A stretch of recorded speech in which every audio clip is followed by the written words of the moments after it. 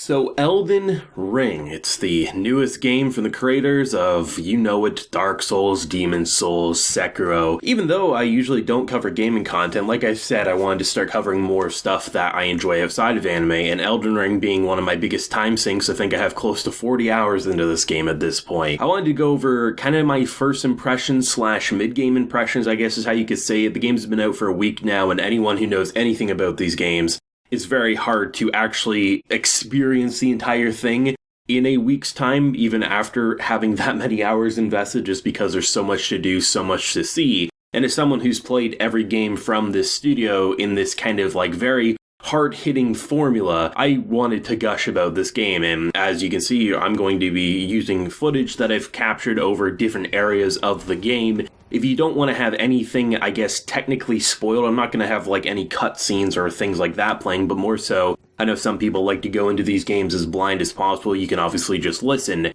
but I'm going to go over the first few areas in terms of footage, but nothing beyond that. Even I honestly haven't even progressed past the first 3 areas. The kind of like the central area start at, to the right there's this kind of like volcanic ash area, and then obviously to the left of that is this kind of like murky waters that lead into the library. So that's pretty much where the footage is going to stop at. And I'm just going to kind of go over like what I've been thinking about this game while playing. And I mean, spoilers, I absolutely adore it. There's no reason I've lost as much as my life as I have otherwise. But the interesting thing about this is that it's basically a more open world Dark Souls formula. I mean, there's going to be a lot of mechanics you recognize if you've played any of those games. What we used to have called bonfires are now sites of graces. The souls that you would use, so when you kill enemies, you get souls from them, that would be used to level up your character. But if you die with your souls, you'll basically have to go back to that point that you died at before, hopefully not dying again, to pick them back up. This time we have runes.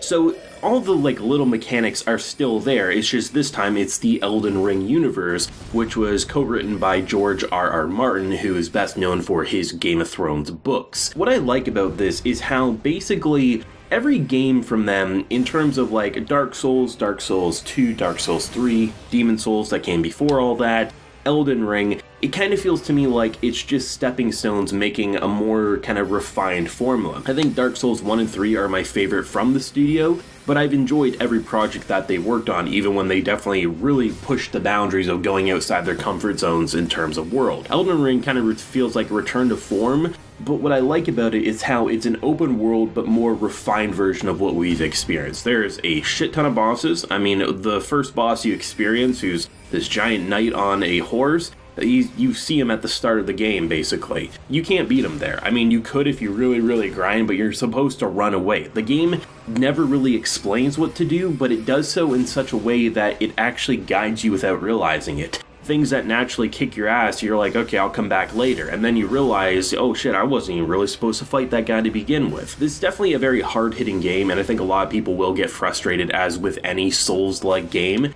But what I like about it is how, for my original build that I was playing, I was kind of playing a paladin-style build. I was using dexterity swords, a good shield, and I would use faith magic to heal and sometimes cast a fireball. And to me, that was pretty fun for a little bit. I mean, I got through the first boss with that. I was struggling with the first boss. I then was using fire and it helped a lot. But then I started to realize that honestly, magic seemed a lot more preferable to me than what I was doing, and it takes a little bit before you can respec, so basically all the points you put into your character since the start, you can reallocate to whatever you want. So once I got to that point, I decided I was going to go into a sorcery build. I was still going to be able to use my sword, which I was able to get after, I think it was the first or second boss, one of the people in the kind of main hub world where kind of all the weird shit goes on, we'll just give it to you and it's already upgraded to like 8 or something like that. But I decided, you know what, I'm going to go more into sorcery. Sword will be a backup if I don't have any mana. And honestly, I had a lot more fun going that way. Magic has always been pretty overpowered in these games. If you go to like pure magic at the start of the game, you're probably going to get your ass handed to you because you don't have a lot of mana, you don't have a lot of like intelligence or whatever you're using for your stats. But once you get into the later games, magic can become a saving grace.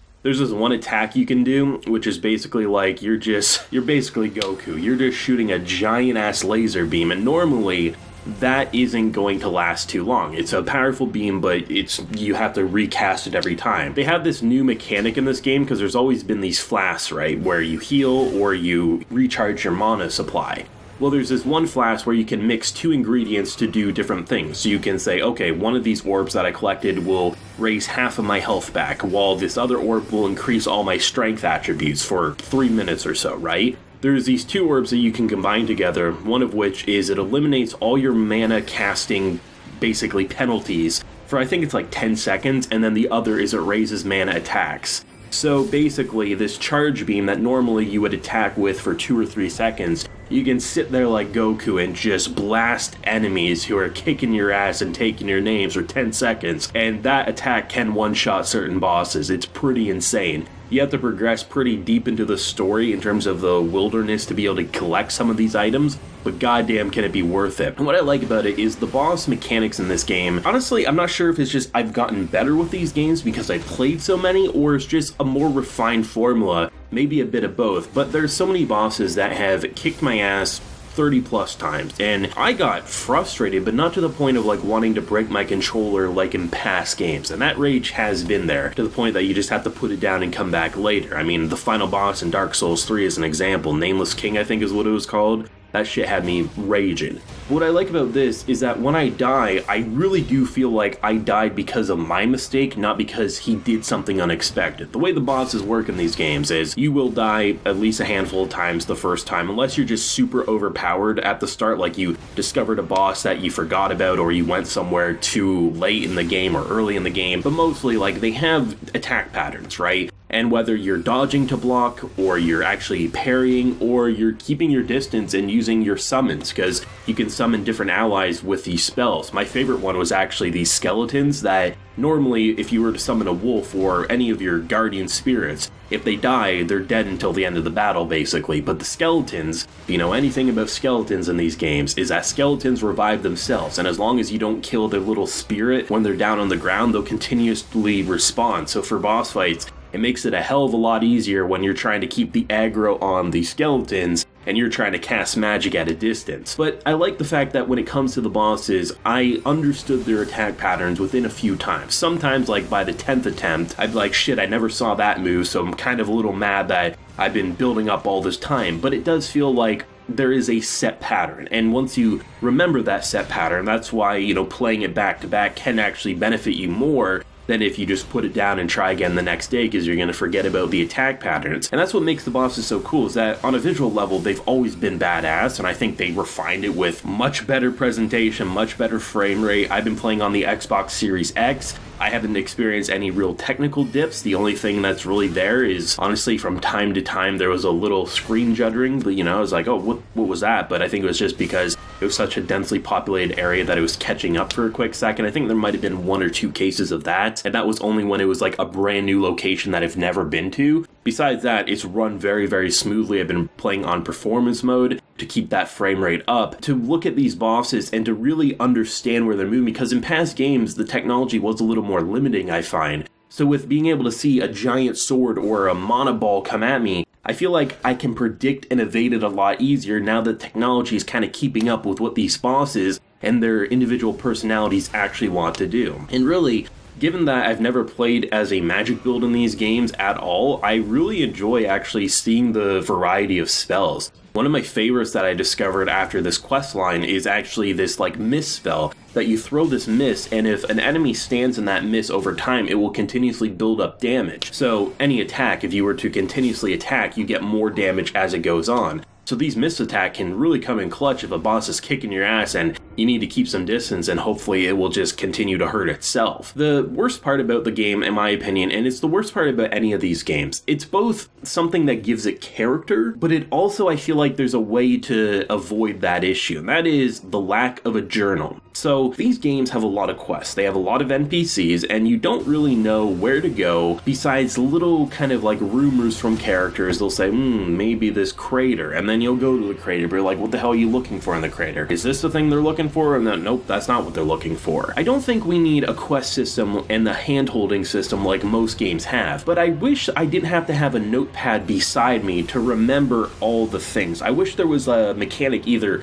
the player could write into a diary themselves, like you type in whatever you want, or if it just gave you like little notes like, oh, you met so-and-so character at X location. That would go a long way, because remembering some of the characters, especially when you get in the map and it starts opening up more, it can be a little challenging to remember. And honestly, I don't know how anyone actually beats these games and completes every single quest that they actually want to complete without some YouTube guides. I gotta be honest, because there's so many things you can miss, and that is something I wish we had a bit more freedom with. Not like a quest system, like a waypoint saying go here, that would ruin it, but just a journal to keep track of certain information I think would go a long way. And that's honestly the only thing that I've actually found frustrating about this game, is that I do feel a little overwhelmed with trying to remember where to go and who to speak to and what's the order and this and that. Besides that though, everything about this game has been refined, and to me, open world games are some of my favorite when done right, and this is one of those cases. There's always things to see, there's always nooks and crannies to go about it, and the number of random bosses I've discovered on the quest to go to one of the, I think there's about 12 main bosses in the game, is insane. Like, before even fighting the first main boss of the game, I accidentally discovered a different boss that I probably should have fought, but actually did so and won, and it helped level me up early on. So it's been really fun, man. It's been a lot of fun. It's fun respecting, just like being like, okay, I thought this is how I was going to play my build. Actually, you know what? I'm going to put 60 into intelligence, a little bit into health. We're going to be a little glass cannon for a bit. Now my health is catching back up. It's just really, really, really fun. And there's just so much endless possibilities in this game, even when you complete it, in my opinion. But those are my kind of first impressions over the first week of Elden Ring. If you've played the game yourself, I'd love to know what your character builds are, your favorite, least favorite bosses as of late, and who knows, maybe I'll do a second video of Elden Ring when I'm like officially done, whenever that does happen, but it feels like we'll be in the 100+ hour mark when that does occur. But let me know what you thought of the video, because I do like talking about games, and I want to start talking about them a bit more now that I got the ability to record my own footage and stuff like that. So let me know what you thought down below, leave a like if you enjoyed, and hey, if this is your first time around here, also be sure to subscribe. So until next time, everyone, please take care and have a good one.